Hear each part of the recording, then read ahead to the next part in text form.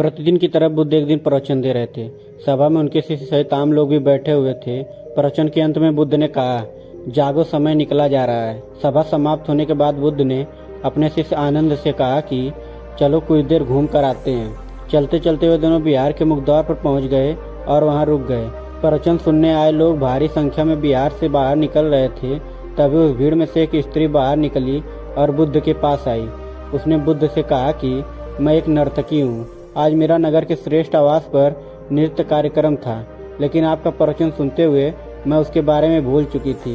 लेकिन जैसे ही आपने कहा कि जागो, समय निकला जा रहा है, मुझे अपना काम तुरंत याद आ गया।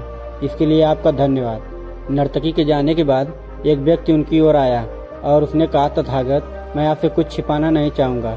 मैं एक डाकू हूँ। यहाँ आकर मैं भूल गया था कि मुझे आज डाका डालने जाना है, लेकिन आपके प्रवचन सुनकर मुझे अपना काम याद आ गया। इसके लिए आपका धन्यवाद। तभी एक बुजुर्ग उनके पास आया और उसने विनीत भाव से कहा, तथागत, मैं जिंदगी भर लोभ में फंसा भटक रहा था। अब जब लग रहा है कि जीवन का अंत समय आ गया है, तो मुझे एहसास हो रहा है कि मैंने अपनी पूरी जिंदगी व्यर्थ कर दी।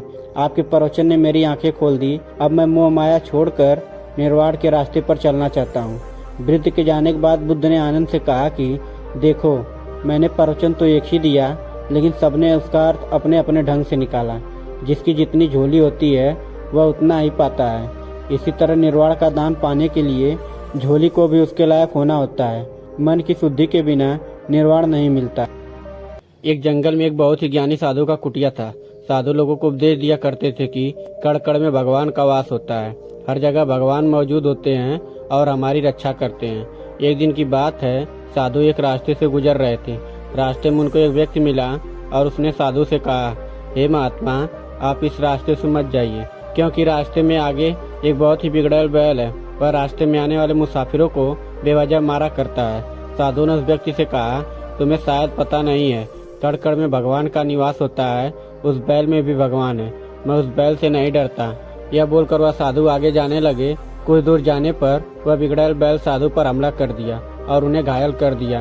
किसी तरह साधु अपनी जान बचाकर अपनी कुटिया में वापस पहुंचे और सोचने लगे, मैं बहुत ही गलत था कि कण कण में भगवान को मानता था। ऐसा बिल्कुल सत्य नहीं है। तब वहाँ भगवान प्रकट हुए और उस साधु से बोले, तुम्हारा विचार बिल्कुल सत्य था।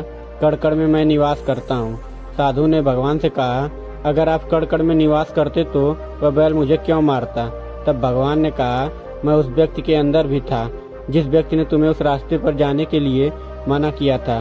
अगर तुम उसकी बात मान लेते तो उस दुष्ट बैल से बच सकते थे। अब साधु को समझ में आ गया था कि सचमुच में भगवान कण कण में निवास करते हैं। ठीक इसी प्रकार दोस्तों, हमारे जीवन में भी अगर हम छोटी छोटी बातों पर ध्यान दें तो हम बहुत बड़ी बड़ी समस्याओं से बच सकते हैं।